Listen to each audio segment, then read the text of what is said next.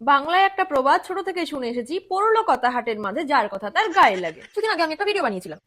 ভিডিওটা ছিল random video, কারণ নাম মেনশন ছিল না। আমি ভিডিওটা বানানোর সময় এনশিওর ছিলাম যে ভিডিওটা কি আদৌ সত্যি না মিথ্যে। আমি কিন্তু কাউকে ট্যাগ করে ভিডিওটা পোস্ট করিনি। মজার কথা হলো ভিডিওটা ছিল খুবই সাধারণ, কিন্তু রিয়াকশনটা ছিল অসাধারণ।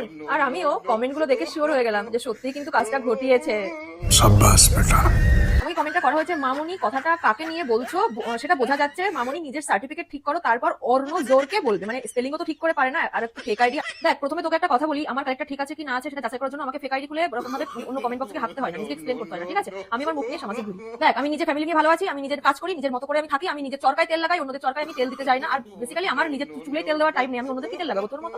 এই জন্য না আমার নিজের ক্যারেক্টার সার্টিফিকেট দেওয়ার জন্য অল্টারনেটিভ ফেক আইডি খুলে দালালি করতে আসতে হয় না। আর কমেন্ট করছিস যে আমি কাকে বলছি সেটা বোঝা যাচ্ছে, কারণ তুই কাজটা ঘটিয়েছিস, তাই তোর গায়ে লেগেছে বলে তুই বুঝতে পেরেছিস। মামুনি, আমি তো কারো নাম নিয়ে বলিনি, তুই কমেন্ট বক্সে এসে নিজেকে একদম আইডেন্টিফাই করে দিয়েছিস যে আমি সেই মহান ব্যক্তি, যে আমি কাজটা ঘটিয়েছি। ও মাই গড, কি সুন্দর মহান কাজ করে আবার কমেন্ট বক্সে হাঁটতে এসেছে। হাঁটা জায়গা নেই, বাথরুমে ভিখারি নাকি? আমার হাসি লাগছে, নিজের কথা বলবে তাও আবার ফেক আইডি খুলে। ও মাই গড, মানে কনফিডেন্স লেভেল কোথায় ভাই, যে ফেক আইডি খুলে হাঁটতে আসতে হচ্ছে, দালালি করতে আসতে হচ্ছে? মানে মুখ দেখানোর জন্য কি সমাজ এখনো পর্যন্ত তৈরি হচ্ছে? আগে সেটা তৈরি কর। আরো আছে কমেন্ট যেগুলো ছিল নোংরা ভাষায়, মানে এত নোংরা ভাষা ইউজ করছে যে নোংরা ভাষাগুলো তো আমি ভিডিওর মধ্যে বলতেই পারবো না, ঠিক আছে? আমি বলতে পারি না ওরকম নোংরা ভাষা, ওদের শিক্ষা কোথায় সেটা আমি ভালো করে বুঝতে পারছি এই কমেন্ট গুলো দেখে। আমায় বলছে আমায় যৌবনের জ্বালা। এই কেন রে? দেখ, আমি বুড়ি হয়ে গেছি, আমার যৌবন জ্বালা এখন আর নেই রে। আমার যৌবন জ্বালা এখন নেই, আমি বুড়ি হয়ে গেছি। তোদের এখন যৌবনের জ্বালা, তোর বিয়ে হয়ে বিয়ের বয়স হয়ে যাচ্ছে, বিয়ে দিতে পারছে না, বাড়ি থেকে যৌবন তোর বক করে ফুটছে। আমার তো ফোটে না রে, বুঝলি তো? আবার এটাও বলেছে আমার নাকি বিয়ে, মানে আমার বিয়ে কি তোর বাবা? মানে আমি বুঝতে পারছি না, একটা র্যান্ডম ভিডিও করলাম, সেখানে এসে নিজেকে আইডেন্টিফাই করে গেলি, তাও আবার এত বাজে বাজে কমেন্ট করে গেলি। পাস কোথা থেকে এরকম মানে একেবারে লো লেভেলের কনফিডেন্স?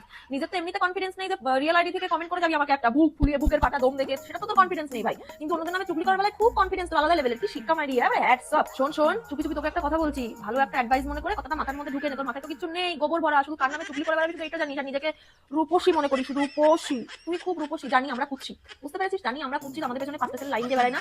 যেটা বলছিলাম একটা ভালো কথা, ভালো একটা অ্যাডভাইস শোন, যাই করিস নিজের মধ্যে রাখ, বাইরে বলে বেড়াস না। এতে বদনাম না তোর হবে, তোর বিয়েতে সমস্যা হবে, আমাদের কিছু হবে না, বুঝলি কি বললাম? আর এই কমেন্ট বক্সে ফেক আইডি খুলে দালালি মারতে আসিস না।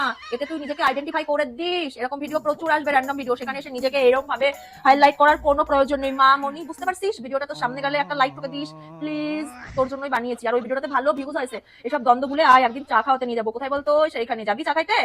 কিন্তু একটা কথা বুঝতে পারলাম না, লাস্ট কোশ্চেন, তুই কমেন্ট করে ডিলিট কেন করছিস? আমাকে ব্লক কেন করছিস? তাহলে আমাকে আমার পরে ভিডিওগুলো দেখবি কেমনে? দেখলে তো ভিউজ বাড়ে। লাইক না করিস, যা না করিস, আমার তো ভিউজ বাড়ে। ফলো না করিস, ভিউজ তো বাড়ে। তুই আমাকে ব্লক কেন করছিস? আমি ডিলিট কেন করছিস এটা বল।